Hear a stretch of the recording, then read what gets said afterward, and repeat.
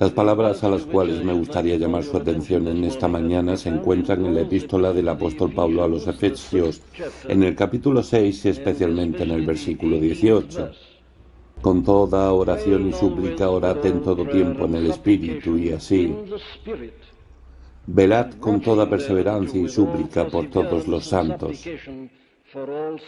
Y entonces él continúa diciendo, y orad por mí para que me sea dada palabra al abrir mi boca, a fin de dar a conocer sin temor el misterio del Evangelio, por el cual soy embajador en cadenas, que el proclamarlo hable con denuedo como debo hablar.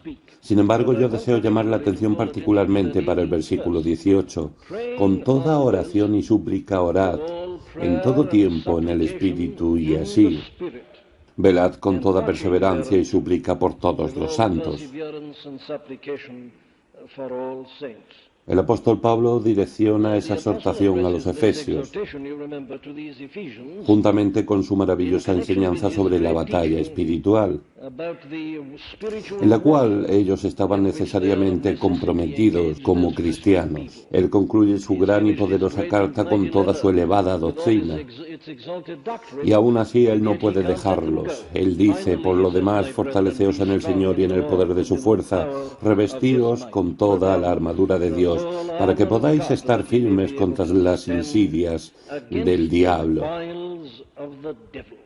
Y luego él elabora, si recuerda, se expande eso.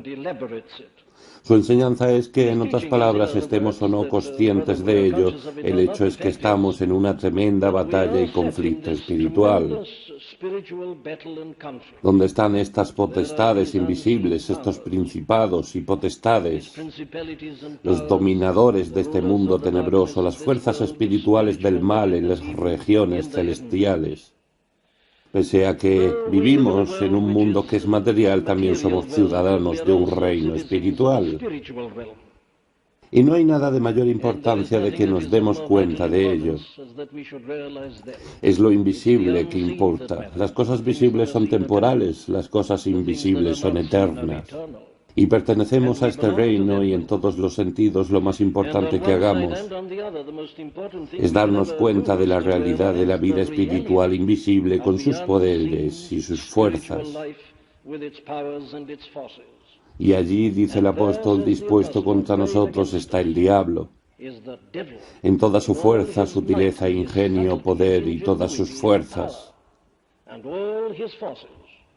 Y todas ellas están allá observando el cristiano y todo el pueblo cristiano, y su objetivo es claramente derribarnos y derrotarnos, y de esta manera poner en descrédito el nombre y la gloria especialmente del Hijo de Dios, nuestro Señor y Salvador Jesucristo. Muy bien, estamos comprometidos en esta batalla, y el apóstol nos dice que la única manera que estemos firmes, la única manera de que no seamos derrotados y derribados, es llenarnos y que seamos llenos del poder del Señor.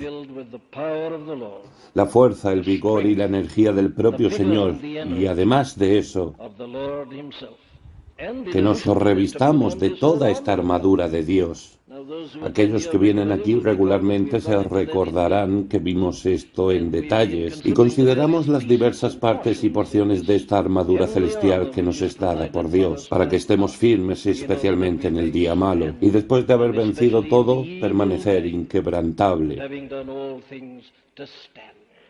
Pero además de eso, dice el apóstol, debes orar. Es inútil recibir la armadura más poderosa posible si no tienes fuerza para usarla. De manera que, además de revertirse de la armadura pieza por pieza, nosotros debemos orar. Y aquí está, con toda oración y súplica orad en todo tiempo en el Espíritu. Y así, velad con toda perseverancia. Ahora, consideramos en el último domingo por la mañana, el primer tema vital sobre eso es, ¿por qué debemos orar? No me voy a detener en eso, solamente recordaré brevemente que consideramos las principales razones, y ellas son estas: nuestra debilidad, el terrible poder del enemigo, la importancia de estar en contacto con nuestro capitán, el capitán de nuestra salvación, por motivos de estrategia y de entendimiento, para saber a dónde ir y qué hacer y cómo conducirnos y comportarnos. Esas fueron algunas de las razones. Pero esta mañana yo quiero considerar con ustedes cómo debemos orar. Y este es un asunto que es tratado nuevamente aquí en detalle por el gran apóstol. Él no presume nada, él estaba tan consciente del peligro que confronta al cristiano, que él nunca presume nada, él nunca queda satisfecho en solamente mostrar principios generales. Él nos da el consejo y la enseñanza en detalles, y eso es lo que él hace aquí. Entonces la gran pregunta es, y es una pregunta frecuente entre los cristianos, todos nosotros preguntamos, ¿cómo los discípulos preguntaron a su Señor en una ocasión: Señor, enséñanos a orar? ¿Cómo alguien debe orar? Parece haber una dificultad sobre eso, todos sabemos de ello. Es un asunto extenso, no puedo pretender tratarlo exhaustivamente. Estoy preocupado solamente en indicar ciertos puntos y principios mayores, especialmente lo que es enfatizado preeminentemente en este verso en particular. ¿Cuál es la solución para todas estas dificultades y problemas relacionados a la oración? Bien, la primera cosa presentada por el apóstol es esta. La cosa más esencial sobre la oración es que ella debe ser una oración en el Espíritu.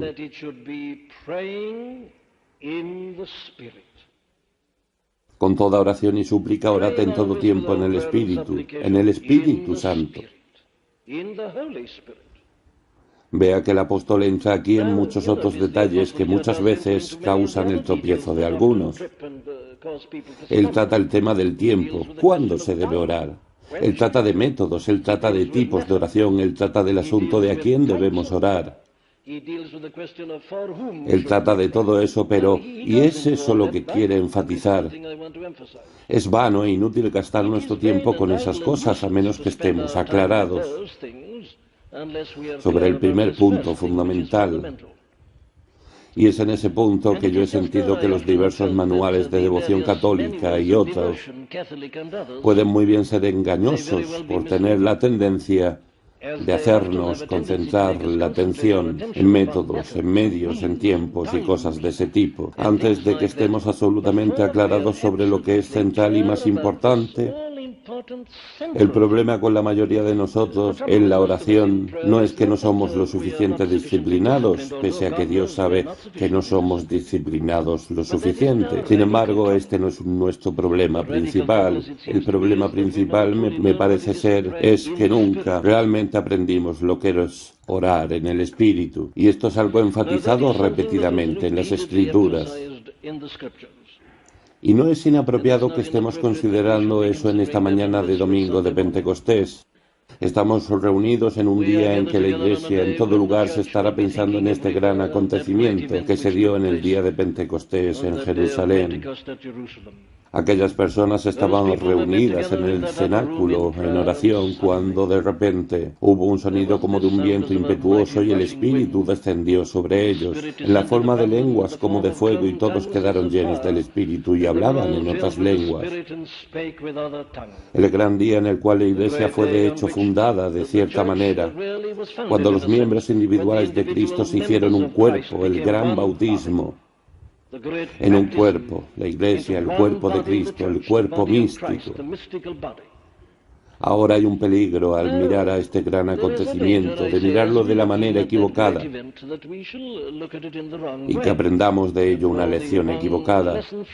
Todos nos impresionamos con la manifestación de poder, que es lo que deberíamos estar. Pero nunca olvidamos que lo que ocurrió en aquel día de Pentecostés fue solamente un evento dentro de aquella gran serie de acontecimientos históricos, que son una parte del proceso de nuestra salvación. ¿Y cuál es el objetivo final de la salvación? El objetivo final de la salvación, pese a que muchas veces lo olvidamos, es simplemente este: llevarnos a conocer a Dios. Esta es la definición de nuestro propio Señor de vida eterna, y esta es la vida eterna, que te conozcan a ti, el único Dios verdadero, y a Jesucristo a quien has enviado. Juan capítulo 17, versículo 3. Esta es la finalidad de la salvación, no que yo tenga experiencias emocionales, ni aun que yo tenga poder al predicar. Sobre todo eso, y haciendo todo parecer casi insignificante, está el hecho de que yo puedo conocer a Dios. ¿Por qué Cristo murió en la cruz? ¿Fue solamente para que mis pecados fueran perdonados? No, Pedro dice que Él hizo eso a fin de llevarnos a Dios, para reconciliarnos con Dios. Ahora el fin y objetivo de toda la salvación en todos los aspectos, en todos los hechos, de todos los eventos en este gran proceso es llevarnos al conocimiento de Dios. Y por lo tanto vamos a recordar en este aniversario del día de Pentecostés que la principal función en última instancia del propio Espíritu Santo es sólo esta: llevarnos a Dios. Él es quien aplica la gran redención que fue alcanzada y desarrollada para nosotros por el Hijo de Dios. Y es eso lo que Él hace, y yo digo que la finalidad de todo eso es solamente llevarnos hasta allí, para que conozcamos a Dios y tengamos intimidad con Él, y comunión con Él, con el Dios vivo. Es por ello que yo digo que no debemos ser llevados por pensamientos sobre poder o sobre los diversos dones del Espíritu. Dios sabe que no es mi intención despreciarlos, todos ellos son manifestaciones de su gloria. Pero, mis queridos amigos, hay un camino más excelente que los dones, que es esta condición de comunión y de amor y de conocimiento y de seguridad. Es eso.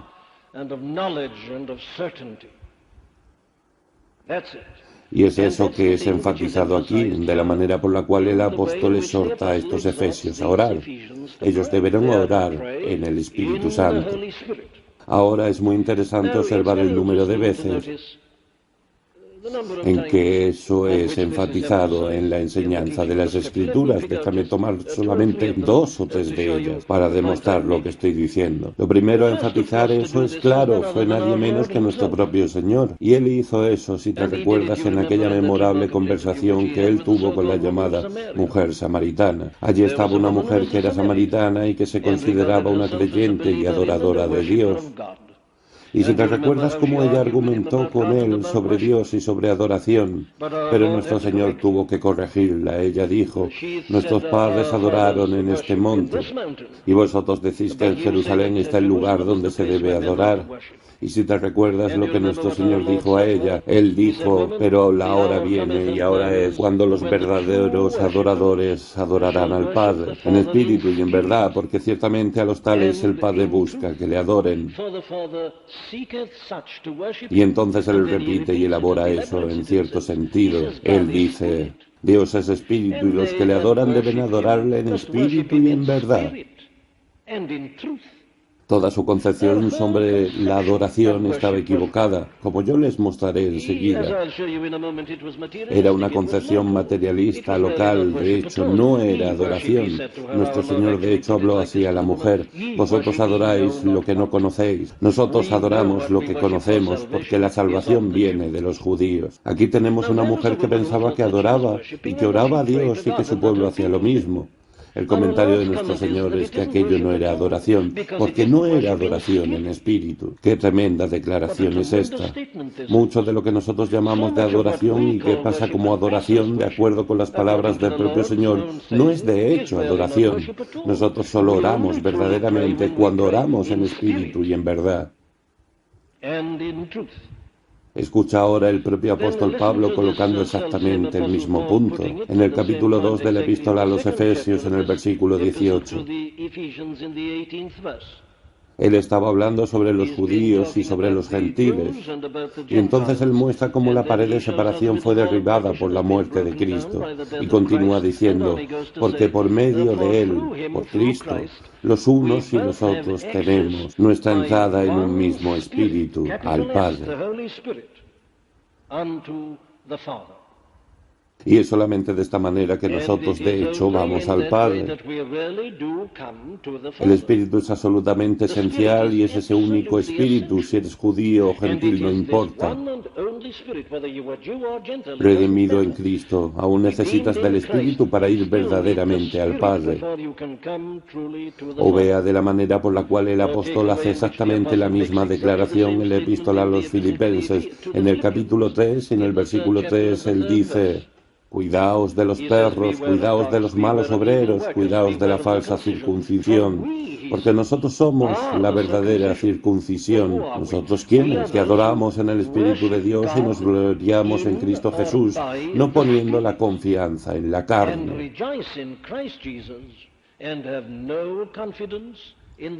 Estos son ejemplos e ilustraciones de la misma declaración hecha por él, de que la única manera verdadera de orar es orar en el Espíritu, y que sin el Espíritu nosotros realmente no oramos. Por lo tanto, de cierta manera, el apóstol Pablo tiene en mente exactamente la misma idea en su famosa declaración en el capítulo 8 en la epístola a los Romanos, donde él dice que por qué no sabemos orar como debiéramos, pero el Espíritu mismo intercede por nosotros con gemidos indecibles, y que Dios sabe cuál es el sentir del Espíritu, porque Él intercede por los santos conforme a la voluntad de Dios. Entonces, ¿qué significa todo eso? ¿Cuál es la enseñanza? ¿Qué quieres decir con la afirmación de que debemos siempre orar en el Espíritu? Bien, déjenme intentar responder a esta pregunta. Primeramente veamos el lado negativo de ello a la luz de los pasajes bíblicos que yo recién cité. La primera cosa que podemos decir es que la oración no debe ser determinada por un local en particular. Este era el error de los samaritanos. Ellos decían en este monte, como si Dios estuviera confinado a aquel monte como un tipo de deidad local. Este era un error en el cual las personas tropezaban frecuentemente. Y mis amigos, ese no es solamente un error antiguo, sino que es un error bien moderno. Dios no está confinado a ningún templo hecho por manos. La verdadera adoración u oración no debe ser limitada a un edificio como este o a cualquier otro edificio. Dirás, esto ciertamente no se aplica a los días de hoy, pero sí se aplica. Frecuentemente las personas enfatizan el contraste que observan entre ciertos tipos de edificios. Ciertos edificios se dicen más sagrados y más religiosos que otros. Se dicen que las personas entran en un lugar de adoración no conformista y conversan unas con las otras, lo que no hacen en una catedral. ¿Cuál es la diferencia? ¿Dios está más presente en una catedral que en un edificio no conformista? Es claro que no. Eso no tiene nada que ver con Dios o con la adoración. Esto es muchas veces un tipo de atmósfera vaga, más pagana que cualquier otra cosa, porque las mismas personas que no conversan en un lugar, conversan en el otro. Por lo tanto, no es su espíritu devocional, es solamente la influencia de algo material, algo estético, muchas veces es costumbre, es hábito. No tiene nada que ver con la adoración en sí misma, pero es el efecto de un edificio. Esto es lo mismo que los samaritanos pensando que Dios podía ser adorado solamente en aquel monte. Entonces ve así que de una manera muy útil, quizá todos nosotros seamos inclinados a ellos y culpables de ello de manera prácticamente inconsciente. Y nuestras ideas sobre la oración son muchas veces determinadas por lugares. Y en otros casos ellas son determinadas por tiempos, en un determinado momento, en una determinada hora. Es un tema de deber y las personas adoran a Dios de acuerdo con calendarios y de acuerdo con el reloj. Ahora, muchas veces escuchamos, y este es un argumento levantado frecuentemente contra el cristianismo, escuchamos sobre el gran espíritu devocional de los musulmanes y otros. Ellos dicen, no importa lo que ellos están haciendo, en una determinada hora, en el golpe del reloj, ellos doblan su rodilla y ellos oran. Y los cristianos no hacen eso. Ellos dicen, ahora, esto necesariamente no es oración verdadera, si ella es determinada por una hora o en un momento o en una fecha. No me entienda mal, yo no estoy aquí para contender que no debemos prestar absolutamente ninguna atención a estos asuntos. Yo mismo me refería al día de hoy como siendo el domingo de Pentecostés. Yo pienso que hay momentos en que necesitamos enfatizar estas cosas, y debido toda nuestra ignorancia necesitamos ser recordados en ella, pero eso es algo muy diferente de tener la vida entera de oración y devoción gobernada y controlada, porque es una cierta hora, yo debo orar y así sucesivamente. Es el peligro, yo diría, de una vida mecánica de oración. Esto no es algo sin sentido para el pueblo evangélico, ¿no es cierto? ¿Conoces el peligro terrible de tener tu así llamado tiempo silencioso por la mañana? Y la actitud en relación a eso muchas veces es totalmente mecánica. No digo eso para tu entretenimiento, sino que siempre tengo una sensación vaga. Cuando escucho a alguien refiriéndose abiertamente y sin vacilar, habiendo tenido su TS, tiempo de silencio. Tuve mi TS. Ellos de hecho están sugiriendo que estaban orando al Dios Todopoderoso. Yo encuentro difícil ver como que si verdaderamente oramos al Señor podamos referirnos a eso como un TS. ¿Percibes el peligro de la adopción de estos mecanismos? Este monte, esta determinada hora, este lugar particular, este momento en particular. Mis amigos, eso no es orar en el Espíritu. No podemos referirnos a eso de esa manera si realmente vamos a orar en el Espíritu. Ni tampoco yo diría esto es un tema de maneras. No estoy aquí para hablar nada contra letanías y oraciones listas. Pero pongo eso solo como una pregunta cuando empezamos a analizar la oración en el Espíritu positivamente, de que hay un peligro inherente a formas establecidas. Sí, y que nosotros, que no usamos formas establecidas, tengamos cuidado con repeticiones vagas y vanas. Nuestro propio Señor trató de ello. ¿Te recuerdas en el Sermón del Monte, cuando Él estaba tratando este tema de la oración? Las vanas repeticiones de los fariseos y de los otros, y hay personas pobres en el mundo hoy que tienen sus ruedas de oración. ¿Te recuerdas? Ellos solamente siguen en el círculo y otros cuentan sus rosarios. Ahora solamente pasar por un cierto número de frases o ofrecer un cierto número de oraciones y peticiones, eso no es orar en el Espíritu. Hasta puede ser, pero es algo muy peligroso de hacer, porque estás tan concentrado en el aspecto mecánico que tiendes a olvidarte de lo espiritual. La oración debe ser en el Espíritu, dice nuestro Señor, y Pablo está aquí repitiendo eso. Y finalmente, déjame indicar que oración en el Espíritu no es solo eso, un tema de solicitud o súplica frenética e histérica en un momento de crisis. Todos sabemos algo sobre eso, ¿no es cierto?